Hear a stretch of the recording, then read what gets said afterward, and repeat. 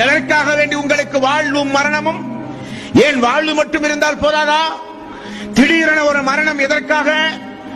ஏன் அப்படிப்பட்ட ஒரு அழிவு இந்த உலகத்தில் மனிதர்களுக்கு?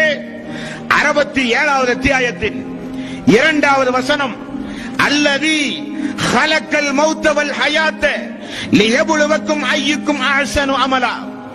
மரணத்தையும் வாழ்வையும் ஏன் உங்களுக்கு நான் தந்தேன் என்றால், உங்களில் நற்செயல்கள் செய்து அழகானவர்கள் யார் என்பதை சோதிப்பதற்காக வேண்டி தந்திருக்கிறேன் என்கிறான் அல்லாஹ்.